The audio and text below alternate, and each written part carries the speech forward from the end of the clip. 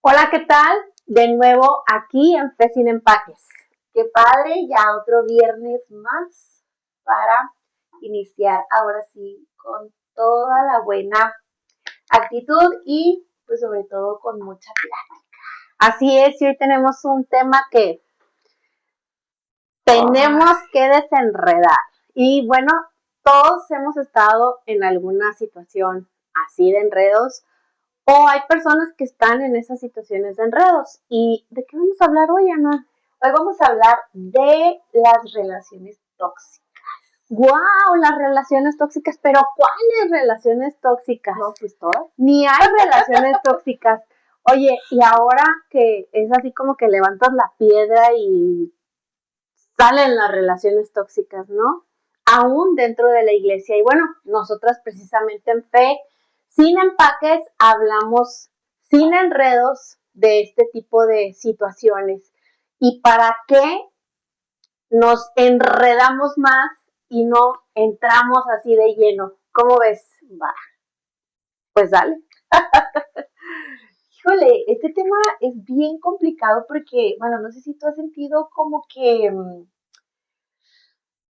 una relación, independientemente si es de pareja, de amistad, de familia, en vez de ayudarte a crecer, en vez de darte alas, te da pero hasta el piso. La verdad es que yo creo que todos hemos vivido alguna relación tóxica en la vida. Yo he vivido relaciones tóxicas en la vida y la verdad es que es bien complicado toda esta parte del enredo, de las emociones, de todo el desgaste emocional, el desgaste físico también que se tiene con este tipo de relaciones. Y déjame decirte que no es que estés loca, no es que estés así como que alucinando o no estés así como que débil en la fe, porque a veces pensamos que, ay, no, me falta fe, por eso voy mal en mis relaciones. Sí, porque a veces pensamos de que quien está mal es uno. Claro. Y a veces pensamos de que quien está mal soy yo, porque a lo mejor y no soy tan buena persona. O no estás orando, o no estás orando como deberías. Sí, y eso es como que lo que más te carcome el pensamiento. Lo que más te cala, porque no falta la hermanita que te dice, lo que pasa es que le falta fe, hermana, le falta fe, no está orando, pero no se trata de eso. Probablemente estás atrapada en lo que podemos llamar una telaraña disfrazada de abrazo. Y de eso queremos hablarte hoy. Sin clichés y para simplificar, queremos pues darte la bienvenida y decirte, estás hoy aquí en Fe Sin Empaques con una tremenda diseñadora que te va a dar un punto de vista que te va a llevar a salir de este abrazo disfrazado donde es una telaraña tremenda.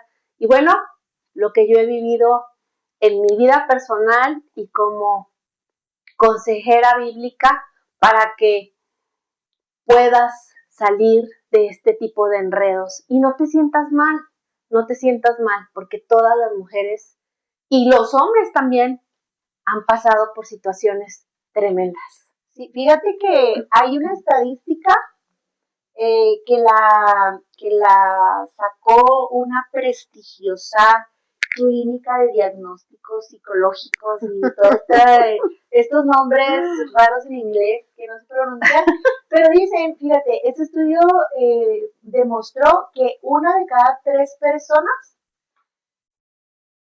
han vivido una relación tóxica, ya sea con familias, en pareja, con amistades, y son datos bien duros porque uno de cada 3, o sea, prácticamente un tercio de la población. Déjame te digo que uno de cada 3 que está, que ha ido a un consultorio clínico. O sea, uno de cada 3 que está documentado. ¿Por qué? Sí.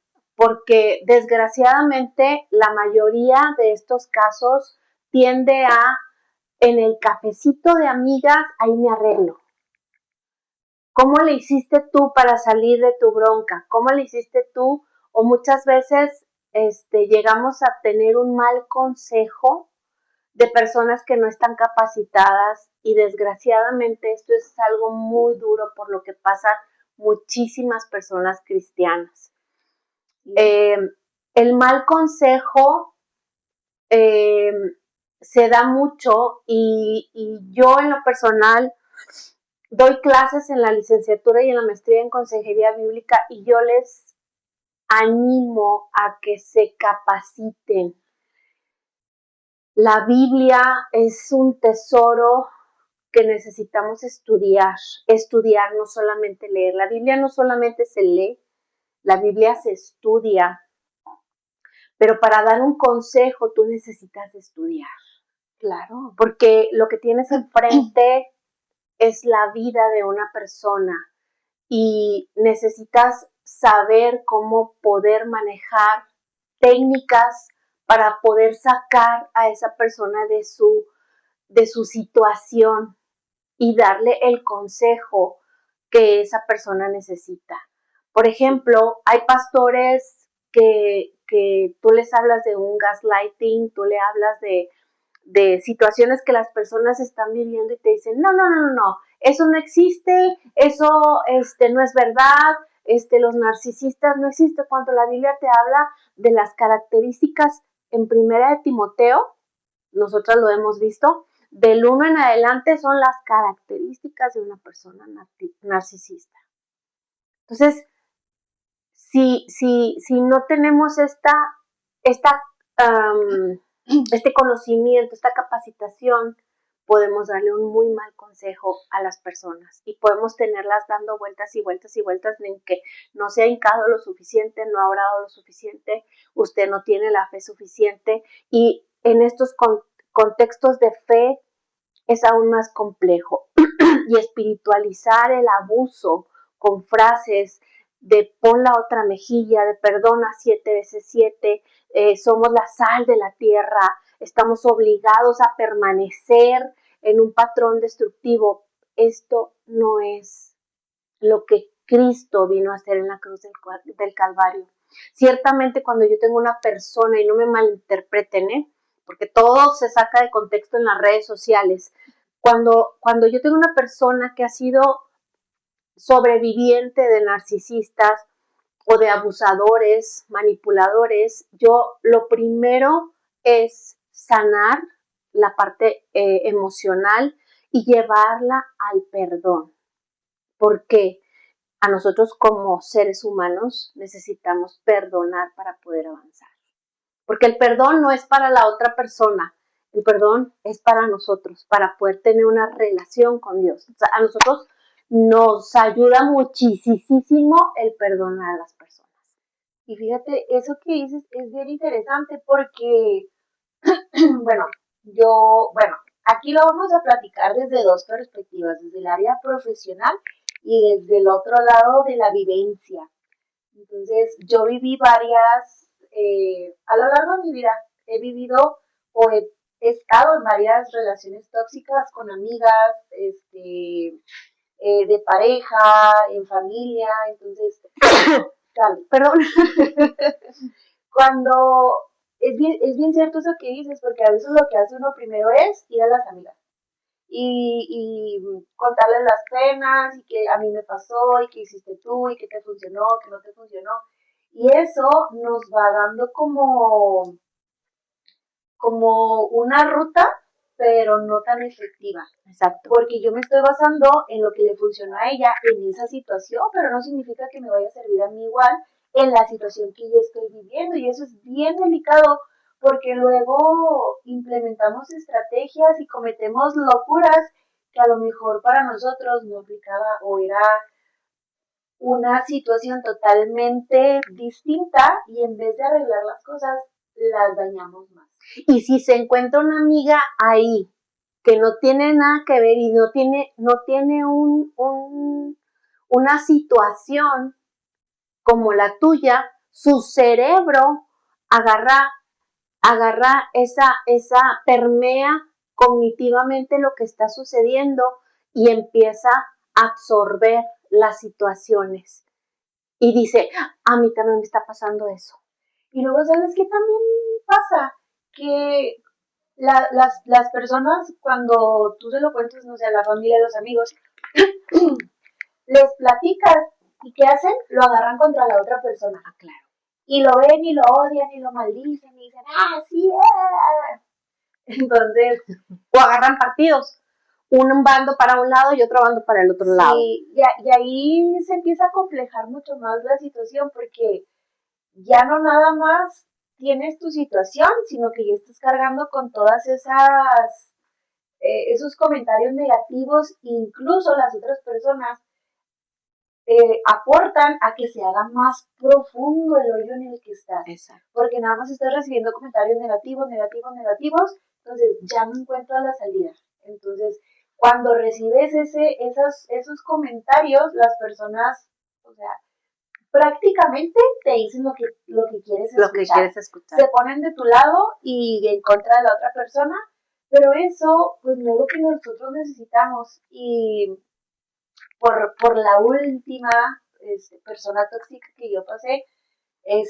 tú me ayudaste un montón y algo bien padre, vayan a terapia. Es que ves la situación desde una manera objetiva. O sea, ¿qué estoy haciendo yo? A lo mejor, ¿qué no hice bien? No que lo hayamos hecho mal, pero que no lo hayamos hecho como deberíamos y el por qué. Hubo algunas situaciones, por ejemplo, que yo viví que yo no estaba haciendo correctamente, pero porque yo no me daba cuenta en ese entonces tenía una sensación de culpa bien tremenda y me enojaba conmigo misma por decir, es que ¿por qué no me di cuenta? ¿Por qué no hice esto? ¿Por qué permití tantas cosas?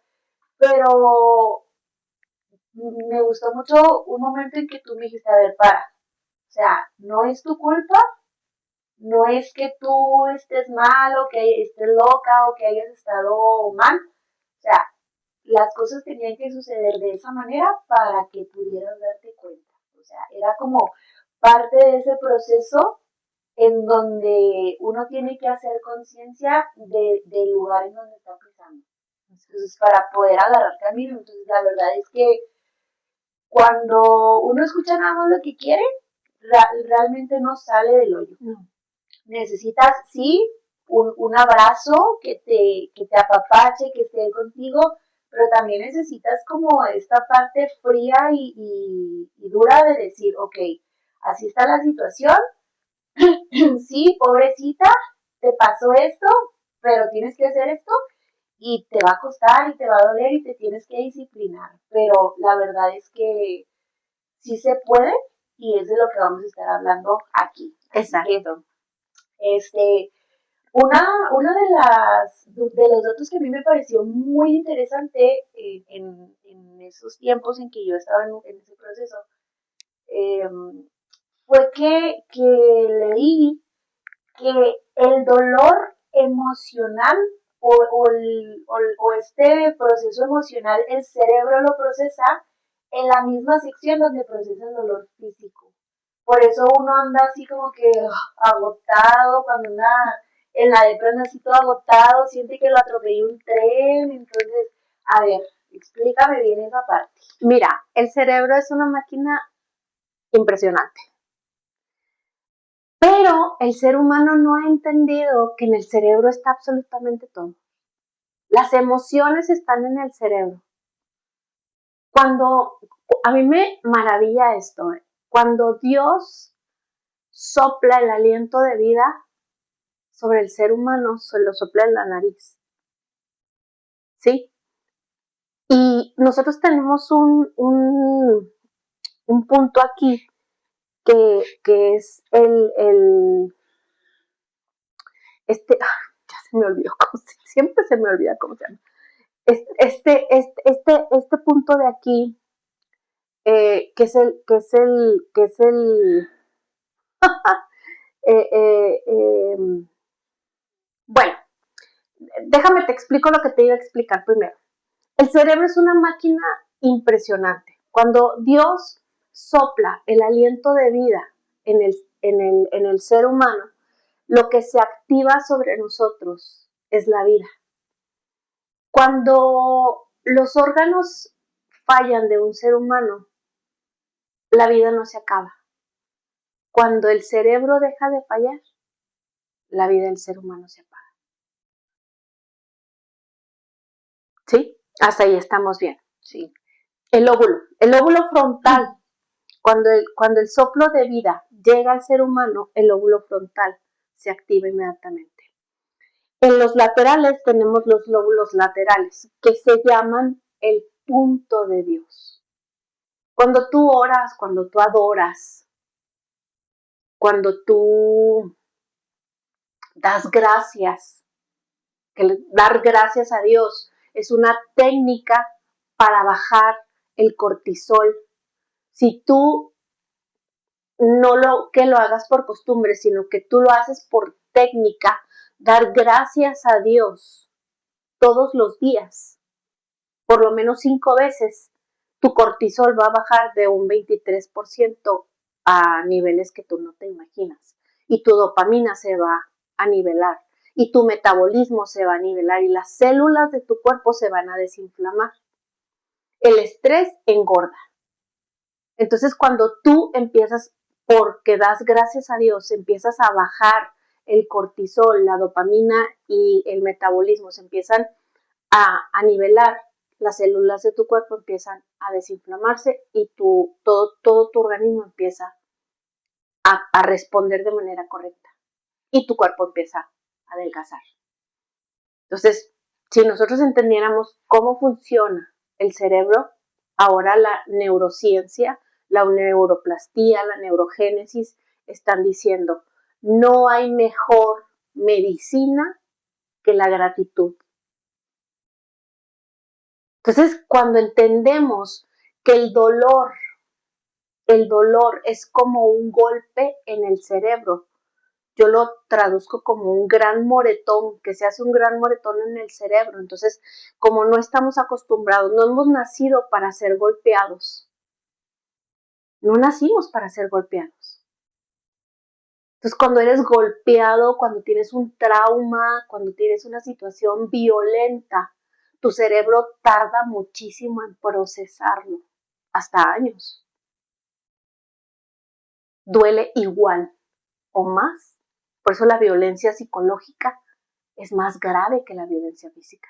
Es lo que hablábamos en el tema pasado, de que uno duraba hasta 2 años, o sea, como en salir de ese tipo de procesos. Fíjate, cuando tú empiezas a dar gracias a Dios, yo sé que muchas técnicas te dicen, da gracias al universo, da gracias, pero yo ¿por qué voy a dar gracias al universo? Yo le doy gracias a Dios, que es el creador del universo. Le doy gracias a Dios por 3 a 5 cosas. El lóbulo frontal medial se va a estabilizar y me va a dar el parámetro exacto de la realidad. Cuando yo estoy en estrés y cuando estoy en una situación de alerta, porque cuando uno vive con una persona tóxica, esa parte del lóbulo frontal está en alerta constante. El lóbulo frontal medial está en alerta constante. Entonces, cuando tú estás en alerta constante, no sabes si vives en ficción o en realidad. ¡Qué tremendo! Fíjate que sí, yo sí llegué a sentir esa sensación de que... ¿Estoy loca o qué? Sí, o sea, ¿esto realmente está pasando o me lo estoy imaginando? O sea, ¿sí me dijo esto o es mi mente que ya está divagando, ¿no? Ok, ya estoy predispuesta. Sí, o sea, ya de tantas cosas como que hasta yo misma ya me digo, me lo digo yo. Entonces, sí pasa, sí. Y es bien difícil cuando estás en ese momento el identificar, o sea, si realmente están pasando las cosas o si tú lo estás fabricando, ¿no? Exacto, entonces el lóbulo frontal, cuando tú bajas el cortisol, es como si bajara una película, una telita, ¿no? Entonces te dice, ok, estás en la realidad. Y empiezas a ver no ficción y empiezas a ver realidad. Y empiezas a ver las cosas tal y como son.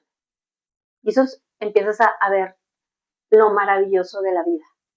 Y vuelves a una parte de restitución, que es lo que quiere Dios.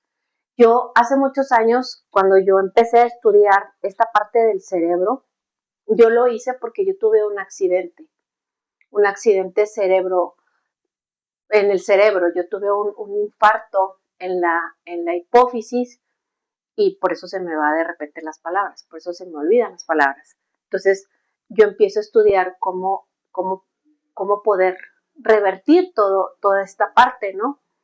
Y la neurogénesis a mí me ayuda mucho porque es constantemente estar trabajando y constantemente estar estudiando y constantemente estar dando gracias a Dios y constantemente estar en una actividad constante para que mi cerebro esté en la realidad. Y aquí es donde aprendo yo a la ficción y a la realidad.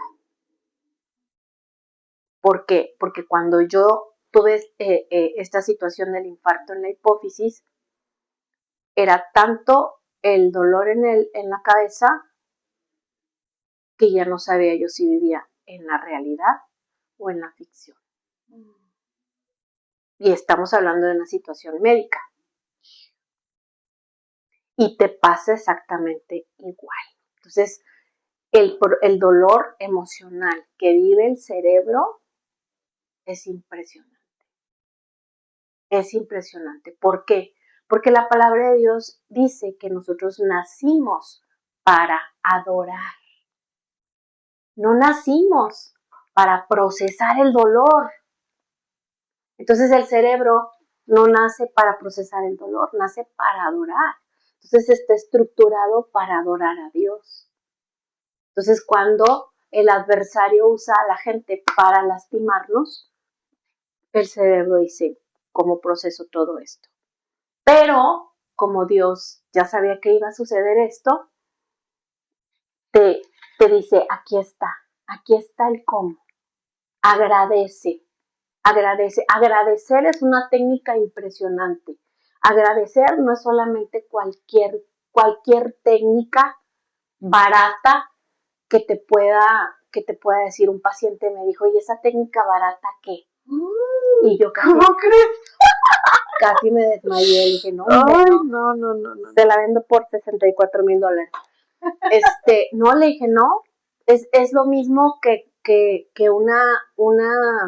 una de las técnicas terapéuticas más importantes es escribir con la mano contraria a la que tú eres, si eres zurdo o derecho, y leer, escribir y dar gracias son 3 técnicas terapéuticas que te pueden sacar rápido de un bucle del que no puedes salir. Fíjate que sí es cierto porque yo me acuerdo mucho en una de las etapas del proceso que tú me decías, tienes que escribir una carta y tienes que poner todo lo que sientes, todo lo que hizo esa persona, se la tienes que escribir y de sacar todo. Y yo en mi, no sé, en mi distracción, en mi desobediencia, dije yo, pues voy a poner 2, 3 puntos. Para que no me esté dando lata. Sí, para cumplir el requisito. Y yo dije, sí, está bien. Pero, ¿qué pasó? Los que no saben, déjenme les cuento. Así, saqué los 2, 3 puntos que tenía. Y yo dije, ya con eso está bien, no pasa nada. Ya con eso ya cumplí. Pues ándale, que al siguiente día me quedo sin voz. Perdí la voz y luego yo, no puedo hablar. Y es emocional, estás reprimiendo tus emociones. Ya hiciste la cartillo, Saqué unos puntos, pero me falta.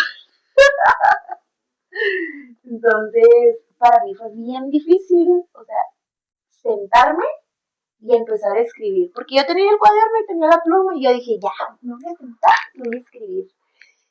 Y luego iba a escribir y luego como que me detenía. Claro. Entonces, nadie dijo que iba a ser fácil. O sea, esa técnica barata es súper difícil, no tienen idea. Entonces yo me puse 2, 3 días. No, dije yo, no.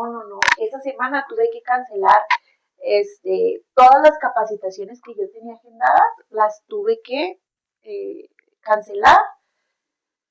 Me eché casi 2 semanas, pues, de vacaciones forzadas. Y yo me acuerdo que era un día en la noche, ni siquiera recuerdo qué día era, pero era un día en la noche y yo llegué bien cansada y bien mortificada porque ya la gente, o sea, literal ya no me salía ni un grito ni nada y yo tenía con inyecciones bien, bien linda yo, con inyecciones, con medicamento, o sea, esas inyecciones que te abren la garganta así en menos de media hora. No, con asteroides. Pues no sé, pero tenía como 2, 3 días y no se me abría la garganta y ya no podía hablar, ya estaba bien cansada. Dexametasona. Sí.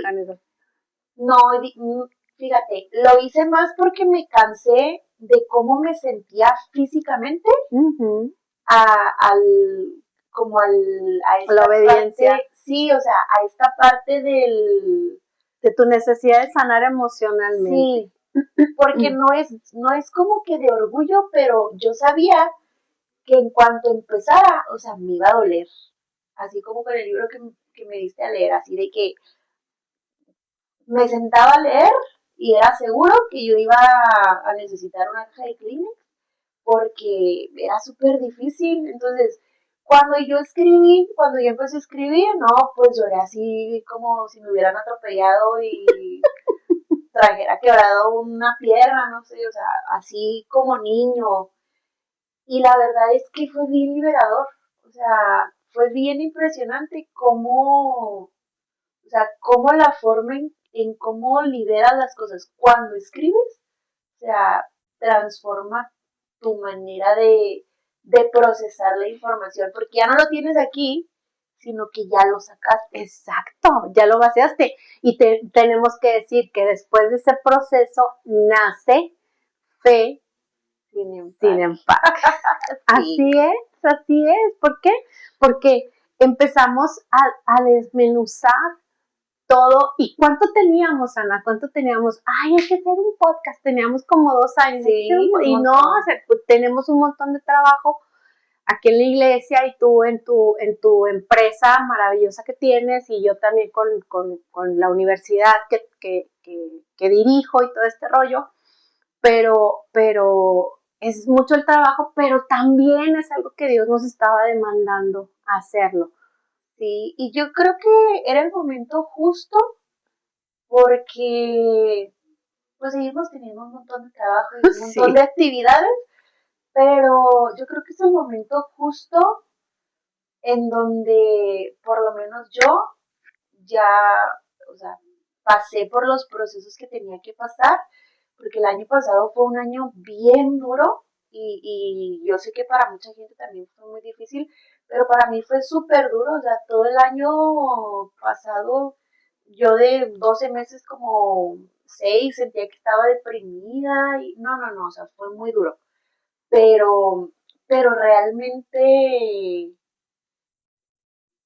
pues son momentos que uno tiene que pasar para poder ahora sí que dar de gracia lo que de gracia recibimos. Amén. Y bueno, haciendo un poquito más referencia a todo este tema de las relaciones tóxicas, yo identifiqué como 3 puntos claves de una relación tóxica. El primero, el gaslight. Ay, sí, el gaslighting que es. Ay, eso nunca pasó, eres una exagerada. te lo dices una y otra vez. Ay, y ahorita me acuerdo y todavía me da así como, sí. Ay, como sí, ansiedad. hacerte dudar de tu propia percepción, Sí. como si no fuera para tanto. Y es esa técnica espantosa y horrible, que ahora ya está así como que ya un poquito más abierta. Yo recuerdo que esa técnica yo la conocí en una película, Ana, de los años 40, blanco y negro, que casi ni se ve. Ahí está en el YouTube, que se llama así Gaslighting. ¿Por qué se llama así Gaslighting? Porque es una película donde se usa, se llama luz de gas, porque no había luz como esta, era de esas lámparas de gas.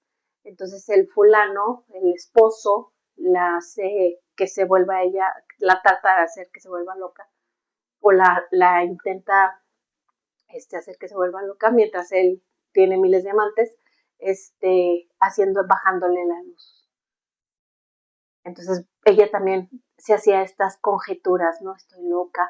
Él obviamente le cerca el círculo de amistades, ella no puede salir, no tiene amistades, su familia también, o sea, nadie te quiere, nada más que yo, solamente yo te amo. Fíjate que nadie más. Esa es una de las características, así como nadie te puede amar más que yo. Sí, de una persona tóxica. O sea, que te aísla de tu entorno social, de tus amistades, incluso de la familia. Te hace dudar de tu percepción, de la familia. ¿Por qué? ¿Y sabes por qué? Porque así tú no puedes platicarle ni a tus amigas, ni a tu familia, ni a nadie. Y pierde la confianza así total, porque incluso te hace quedar mal ante su familia. Claro. O sea, para mí siempre fue así de, no, tú estás loca, y siempre, o sea, era así de, y no vas a salir con tus amigas, y deberías salir con tus amigas, y yo, pues, ¿cuáles? Pues si no tengo, y a veces, por ejemplo, el tema de la familia, ¿no? No, pues es que, no, así de, no, es que no venimos pues porque ya no le gusta, y yo, ¿cuándo dije eso? Y luego yo me ponía a pensar, ¿sí dije o no dije? No, pero sí quería venir, pero sí tenía otro compromiso, pero entonces te hacen dudar de ti mismo, te aíslan de la gente, y luego aparte te quedas con esa sensación de culpa, porque como que te obligan a hacer ciertas cosas y tú te sientes con culpa por hacer ciertas cosas y por no hacer ciertas cosas, ¿no? Exacto. Entonces te quedas como con esta sensación de que eres responsable de hacer ciertas cosas por la otra persona. Exacto, y esos son el segundo hilo, la culpa. Pero es como hilando todo, ¿no? Por eso es desmenuzar esta telaraña, ¿verdad? Sí. Esta enredadera. El primer hilo es una confusión, que es el gaslighting. El segundo hilo es el hilo de la obligación, donde tú tienes que hacer ciertas cosas porque somos de la familia, pero te hacen sentir culpable de que no lo haces o de que sí lo haces. Sí, o de que eso que eres cristiana y un buen cristiano debería hacer esto o el simple hecho de decir, es que eres de la familia, o sea, tienes que aportar, tienes que asistir a tal reunión, tienes que aguantar que tal persona no así sé, es, porque así es y tienes que aguantar, y entonces te quedas con esa como sensación de responsabilidad, pero que al final te quedas con la culpa, o sea, de que no te respetaste a ti mismo. Exacto. Y ese es un choque aquí en la mente bien difícil de trabajar, porque dices, bueno, es que ¿cómo no voy a ceder? Pero pues es que yo también no me siento cómoda, entonces es como esta lucha de decir, ¿qué hago? ¿Me cuido a mí o los cuido a ellos? Pero aquí hay algo bien interesante, y terminas cediendo porque dices, bueno, pero como yo soy fuerte, Ay, sí. ¿Verdad? Como yo soy fuerte, yo sí puedo aguantar. Y ellos a lo mejor no. Y este te lleva al hilo del miedo, Ana, donde hay una amenaza. Donde hay una amenaza, sin mí no eres nada. Fíjate que en pandemia, pues, en esa relación tóxica, yo vivía normal, mi vida normal, y en pandemia, pues, se cerró negocio, trabajos, todo, y pues pandemia fue así como que yo fui ama de casa. Ajá. Y en ese momento como que trabajaron en mi mente es todo este concepto de eres dependiente de mí, yo soy quien proveo, esto y que el otro. Y ya cuando se estabilizó todo, pues fue esta parte de la